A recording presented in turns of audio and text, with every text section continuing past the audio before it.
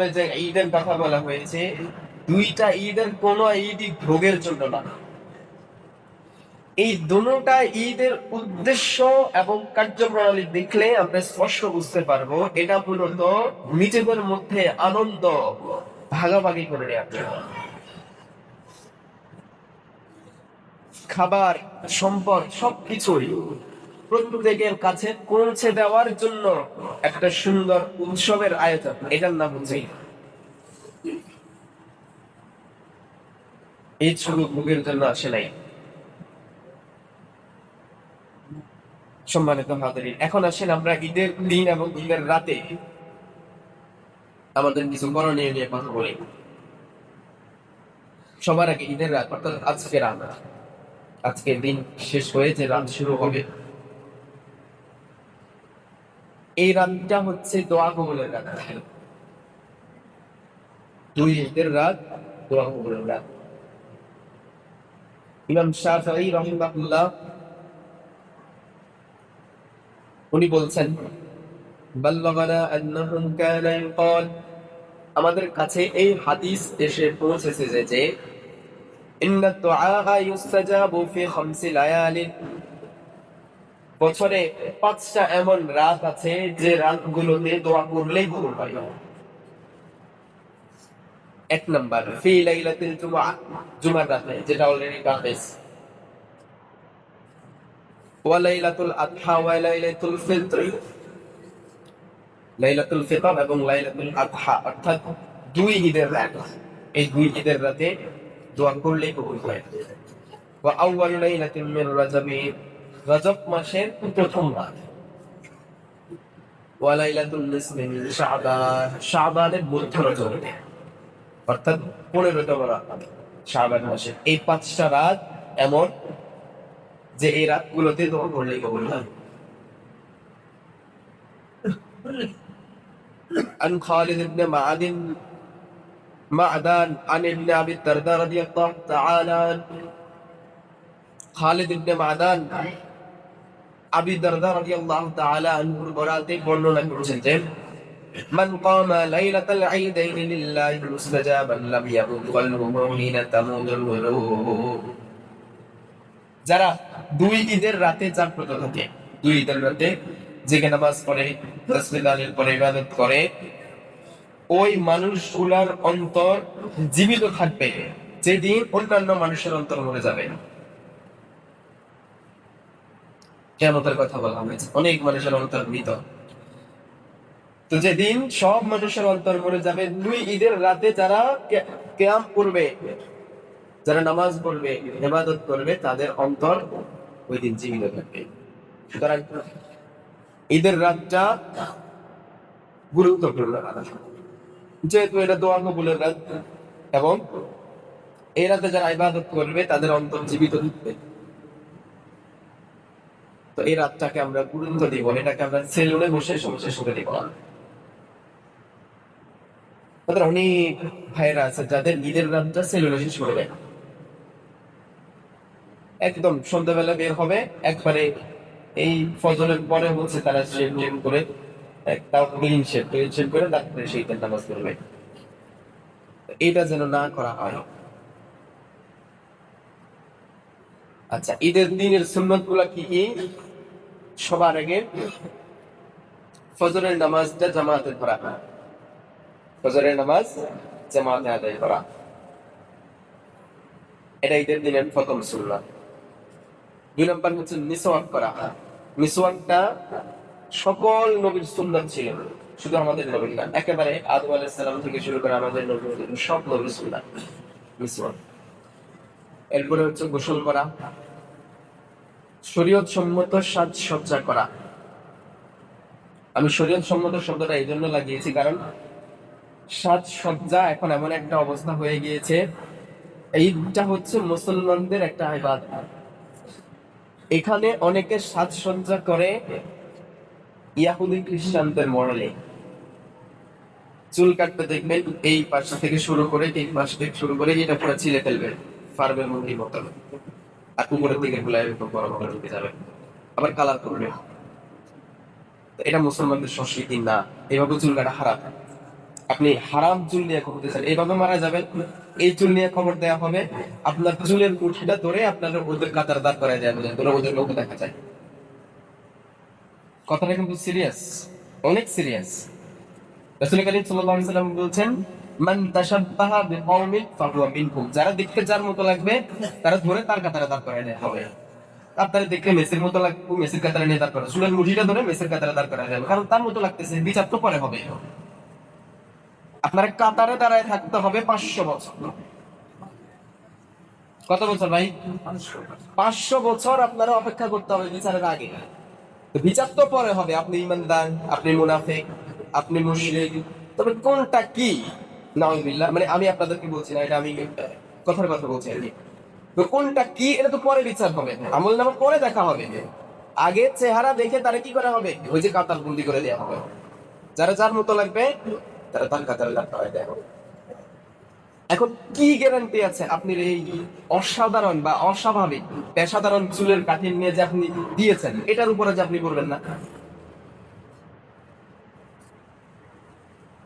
এই কাটিং নিয়ে যখন আমি মারা যাব, যখন আমার গোসল দেয়া হবে, তখন কি আমার চুল আবার আরেকবার কাটাই দেওয়া হবে? আমার তো ওইভাবে দাফন করা হবে। আর কিয়ামতের দিন ইসরাফিল আলাইহিস সালাম যখন ফাইনাল হুইসেল দিবে, তখন সবাই কবরে যে অবস্থায় ঢুকেছে ওই অবস্থায় উঠবে। যে অবস্থায় ঢুকেছে ওই অবস্থায় উঠবে। আপনি যে ক্লিন শেভ করে উঠলেন, ট্রাম্পেরও ক্লিন শেভ, আপনারও ক্লিন শেভ, তো আপনি ট্রাম্পের কাতারে দাঁড়াবেন। আমলনামা তো পরে বিচার হবে, আপনি ইমানদার কিনা সেটা পরে বিচার করা হবে, কিন্তু 500 বছর তাদের কাতারে আপনাকে দাঁড়াতে হবে, কারণ আপনারা দেখতে তাদের মতো দেখা যায়। আপনার পোশাক আশাক, ওই যে ছেঁড়া প্যান্ট পরেন, ভালো প্যান্টে ছিঁড়ে পরেন অথবা তালি দিয়া পরেন। আপনি প্যান্ট পরেছেন, হিপ কম, এই জন্য আপনি রুগুলে গেলে আপনার পিছন দিয়ে সদর বের হয়ে যায়, সদর দেখা যায় না, আপনার সদর কারণে আরেকজনের কবিরা গুনাহ হয়। আপনি সামনে সিজদায় গেছেন, আরেকজন পিছনে সুন্নাত পড়তেছে, উনি রুকুতে আছে, আপনার সদর উনার চলে, আপনার কারণে আরেকজন কবিরা গুনাহগার হইল না। এমন পোশাক পরা যাবে না। বিধর্মীদের অর্থাৎ অমুসলিমদের কোন কালচার আমরা আমাদের মধ্যে আনতে পারি না। আমাদের একটু আল্লাহকে ভয় করা উচিত। এইটা হচ্ছে ইমানদারদের, মুসলমানদের সবচেয়ে বড় সাংস্কৃতিক অনুষ্ঠান। এখানে আমরা অমুসলিমদের কেন অনুসরণ করতে যাব? অথবা অতিরিক্ত টাইট ফিটিং পোশাক, যেগুলো শরীরের সতর বের হয়ে যায়, শরীরের গঠন কাঠামো পোশাকের উপর থেকে বোঝা যায়, এমন পোশাক ইসলামী শরীয়ত আপনাকে হালাল করে না। আচ্ছা, আবার ইসলামী শরীয়ত এটাও বলে নাই যে শুধু জুব্বা পরা সুন্নাত কিংবা অন্য কোনো পোশাক পরা খারাপ, এটা কিন্তু বলে নাই। তবে পোশাক হইতে হবে শালীন, পোশাক হইতে হবে আপনার সতর, মানে উদাম হইতে পারবে না, এবং টাকনু গিরার নিচে যাওয়া যাবে না, টাকনু গিরার নিচে যাওয়া যাবে না। সেটা লুঙ্গি হোক, প্যান্ট হোক, জুব্বা হোক, আলফাল্লা হোক, যাই হোক, এটা টাকনু গিরার নিচে যাওয়া যাবে। টাকনু গিরার নিচে কাপড় পরিধান করা খারাপ, তবে মুজার বিষয়টা ভিন্ন। আচ্ছা, তাহলে এই গেল পোশাক আশাকের কথা, এবং সবচেয়ে ভালো পোশাকটা পরিধান করার কথা। রাসূল করিম সাল্লাল্লাহু আলাইহি ওয়াসাল্লাম বলতেন যে তোমরা আহসানুস সিয়াব, যেটা তোমার সবচেয়ে ভালো, ওই পোশাকটা ঈদের নামাজে যাওয়ার সময় করবে। এবং খুশবু ব্যবহার করা, আতর ব্যবহার করা, আতর ব্যবহারের ব্যাপারে রাসূল করিম সাল্লাল্লাহু আলাইহি ওয়াসাল্লাম এটা পছন্দ করতেন। এবং ঈদুল ফিতরে নবী করিম সাল্লাল্লাহু আলাইহি ওয়াসাল্লাম মিষ্টি জাতীয় কিছু খেয়ে তারপর ঈদের সালাতে যেতেন, মিষ্টি জাতীয় কিছু খেয়ে তারপর ঈদের সালাতে আসতেন। ঈদগাহে সকাল সকাল আসা, সকাল সকাল কতক্ষণে? ফজরের পরে আপনার গোসল করে মিষ্টি কিছু খেয়ে রেডি হয়ে আসতে যতক্ষণ লাগে, ব্যাস এই এই এইরকম সময়ের ব্যবধানে আপনাকে মসজিদে চলে আসা, এটা সুন্নত। আর আমরা তো আসবো একেবারে নামাজের আগ সময়ে, নামাজ শেষ সালাম বিরায় দেব। এরপরে খোলা মাঠে ঈদের নামাজ আদায় করাটা একটা গুরুত্বপূর্ণ সুন্নাত, এটা আমাদের কোনোভাবে হইতেছে না। আমি গত কয়েক বছর ধরে বলতেছি, কিন্তু আপনারা উদ্যোগ নিচ্ছেন না। উদ্যোগ নিলেই সহজ, আমাদের সামনে মাঠ আছে, এটা মোটেই নতুন কিছু না। আমি গতবারও বলেছি, এই সুন্নাতটা আমাদের প্রতি বছর মিস হয়ে যাচ্ছে। এটা সহজ, এই যে আমাদের সামনে তো মাঠ আছে, বিষয়টা এমন না যে জায়গা নেই। সো মাঠে একটা চামড়ি লাগাই দিলেই বেছে নাও, দেখেন আগামীকালকে করা যায় কিনা, অথবা অন্তত পক্ষে আগামী বছর যেন এটা মিস না হয়, অন্তত আগামী যাতে মিস না হয়। এই গুরুত্বপূর্ণ সুন্নতটা মিস হয়ে যাচ্ছে। সুন্নতের খেলাফ কোন একটা আমল করে আমাদের লাভটা কি, যেখানে আমাদের সুযোগ আছে? আচ্ছা, এক রাস্তা দিয়ে যাওয়া অন্য রাস্তা দিয়ে আসা যদি সুযোগ থাকে, আর যাদের আমাদের একটাই রাস্তা, এক পাশ দিয়ে যাওয়া অন্য পাশ দিয়ে আসা, রাস্তার ডান পাশে হাঁটা সুন্নাত। কিন্তু ব্রিটিশরা আমাদেরকে আইন করে দিয়ে গেছে বাম পাশে হাঁটতে হবে। তো ঈদের দিন যদি সুযোগ থাকে ডান পাশ দিয়ে হাঁটার, তাহলে ডান পাশে আসা আবার ডান পাশ দিয়ে যাওয়া, তাইলে আসার এক পাশে হইলো, যাওয়া আর এক পাশে হইলো। আর যদি ঈদের নামাজ জায়গা কাছে হয়, তাহলে পায়ে হেঁটে যাওয়া সুন্নাত, এবং প্রত্যেক কদমে গুনাহ মাফ হয়, প্রত্যেক কদমে সওয়াব দেখি লেখা হয়। ঈদ উল ফিতরের দিন ধীরে ধীরে কম আওয়াজে, একেবারে কম আওয়াজে তাকবীর বলা, ব্যক্তিগতভাবে কম আওয়াজে, ছোট ছোট আওয়াজে তাকবীর বলা, আল্লাহু আকবার, আল্লাহু আকবার, লা ইলাহা ইল্লাল্লাহ, আল্লাহু আকবার, আল্লাহু আকবার, ওয়া লিল্লাহিল হামদ, তাকবীর বলা। ঈদের নামাজ আদায় করা এবং খুতবা শোনা, খুতবা শোনা ওয়াজিব ঈদের জন্য। ঈদের নামাজ ওয়াজিব, ঈদের খুতবা শোনা ওয়াজিব। তো সেক্ষেত্রে যারা খুতবা শুনবে না, তাদের জন্য আমার একটা হিসাব আমি ক্যালকুলেশন করতেছিলাম মনে মনে, সেটা হইল খুতবা কারা শুনে। দেখবেন ছাকা কিছু মানুষ খুতবা শুনে, অল্প কিছু মানুষ খুতবা শুনে। কারা শুনে? যারা নামাজি।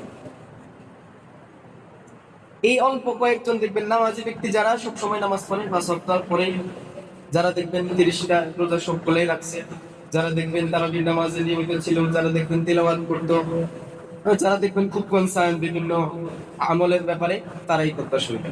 বেনামাজি গুলা, বেরোজগার গুলা, তারপরে হচ্ছে ওই যে নিয়মিত নামাজ তো আসেই না, জুমার দিনও আসে, তাও খুতবা পড়ে, এরা দেখবেন ঈদের দিনও ঈদের নামাজ শেষ খুতবা না শুনে চলে যাবে। যারাই খুতবা না শুনে চলে যাবে, আপনি চেহারার দিকে তাকাবেন, সবগুলো বেরোজগারি, দেখলেই বুঝবেন। এবার রোজদার এগুলা সব দেখবেন যে ঈদের নামাজ শেষ ঘুরে চলে যাবে খুতবা শুনবে না। আর ওর তো সময় নাই, তো ওরা অনেক ব্যস্ততা না,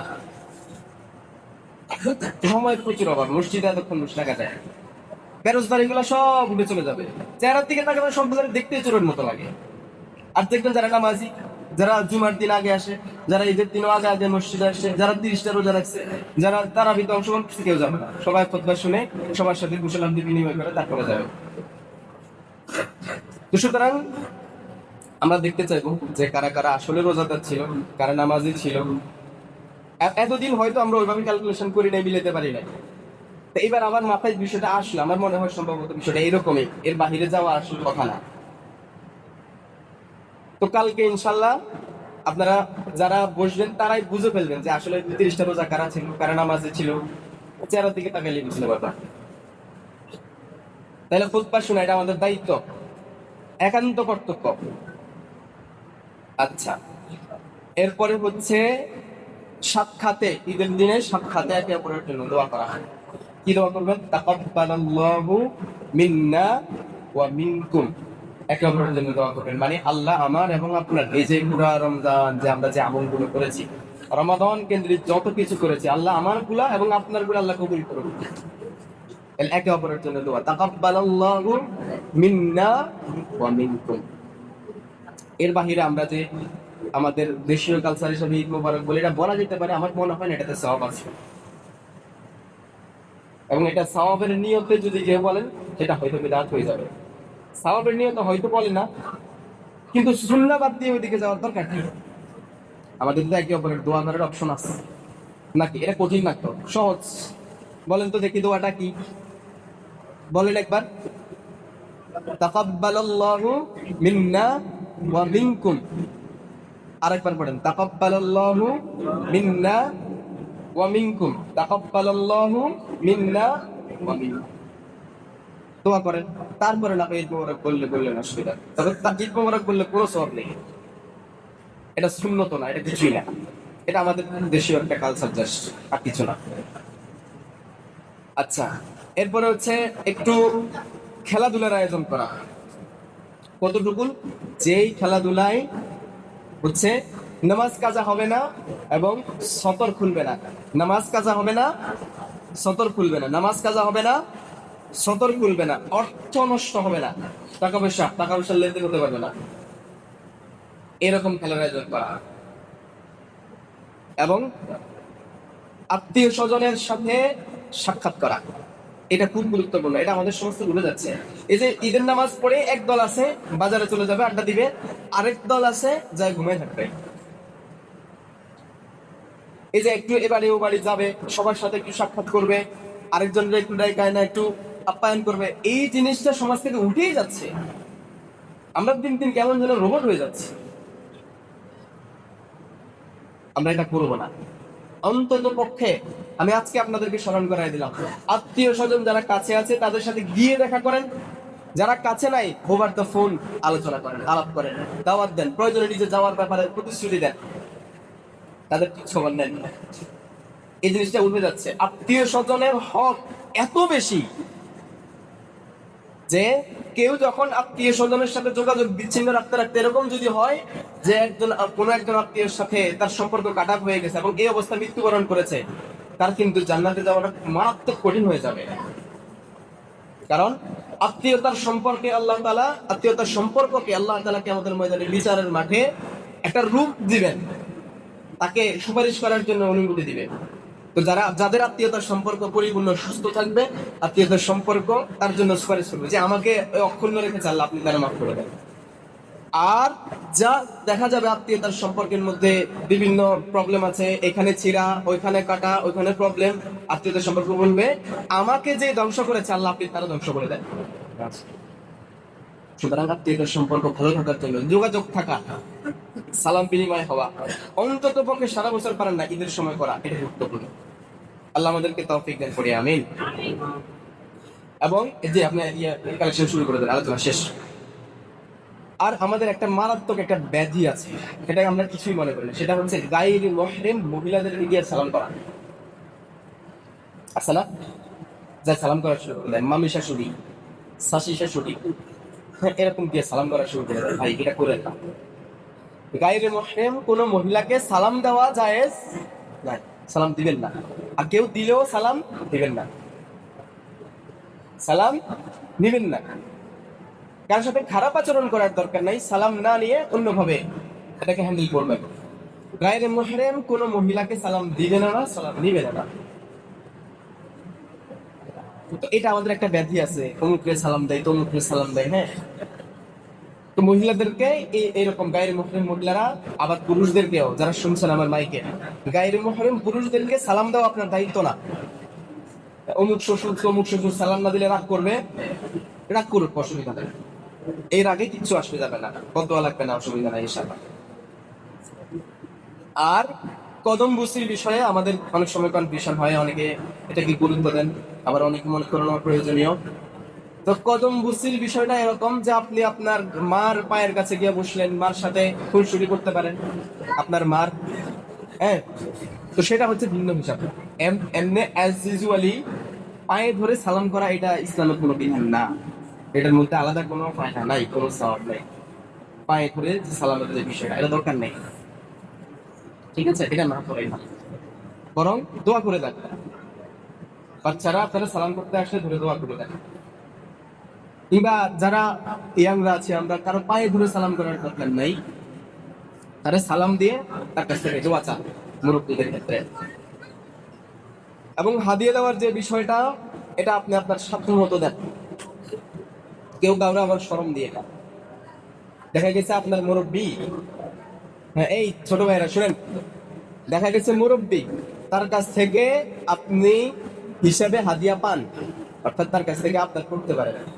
তিনি যদি নিজের থেকে না দেয়, তার কাছে চেয়ে বসেন না, কারণ মানুষের আর্থিক অবস্থা সবসময় একরকম থাকে না। আপনি এমন সময় চেয়ে বসলেন, মানুষটা লজ্জা পাইল, জিনিসটা ভালো হইলো না, ভালো হইলো, ভালো হইলো না। তো এই জন্য হুটহাট কারো কাছ থেকে সালামি চেয়ে বসেন না। হয়তো আপনি হাসির ছলেই বলছেন, কিন্তু মানুষটা লজ্জা পাইল, এই জিনিসটা করেন না। এর পাশাপাশি আমাদের দান সাদাকা ঈদের দিনে ফকির বেড়ে যায়, এটার জন্য অনেকে বিরক্ত হন। ভাইরা, বিরক্ত হয়েন। যে ফকিরটা আপনার কাছে আসছে, আপনি তো চাইলে তার কাছে যেতে পারবেন না, আপনি তার কাছে যেতে পারবেন না। তার হাত পা সব ভালো আছে, তার সে কাজ করে কেন খায় না, আপনি তার উপরে আর্গুমেন্ট পেশ করতে পারবেন না। আপনি আপনার সামর্থ্য অনুযায়ী পারলে দান করবেন, না পারলে ভালো কথা দিয়ে তাকে বিদায় দিয়ে দিবেন। কারণ তার জায়গায় যে আল্লাহ আপনারে রাখে নাই, এই শুকরিয়া স্বরূপ আপনার দেওয়া উচিত। সামর্থ্য অনুযায়ী, আপনার সামর্থ্য নাই দিয়েন না, কিন্তু তার সাথে খারাপ আচরণ করেন না। কাজ করে খাইতে পারিস না, এই কথা বলেন না, কারণ আপনি তারা কাজ দিচ্ছেন। যারা এই কথা বলে তাদের জন্য বলতেছি, ভাই পারলে আপনি দুইটা ফকিরের নিয়ে কাজ দেন তো, দেখি আপনি কি কাজ দিতে পারেন। নেন আপনার বাড়িতে নিয়ে কাজ দেন, দুইটা কি কাজ দিতে পারেন, তারা কি মজুরি দিবেন দেন। নিজে কাজ করার জন্য কাজ খুঁজে পায় না, একদিন কাজ করে 7 দিন দোকানে বসে বিয়ে করে। ফকির এসে কি বলতেছে, কাজ করে খেতে পারছে না, এটা বলেন না। ফকির আসলে, কোন সাইল যখন আসে, ও আম্মা সাইলা ফালা তানহার, আল্লাহ তাআলা নিষেধ করছে, ফকিরকে ধমক দেয়া যাবে না। এজন্য ভাইরা, ঈদের দিন যখন গরিব মিসকিনরা আসে, ফকিররা আসে, তাদেরকে ধমক দেওয়া যাবে না। সাধ্য মতো দান করবো, না পারলে উত্তম কথা দিয়ে বিদায় করবো। ওয়া মা আলাইনা ইল্লাল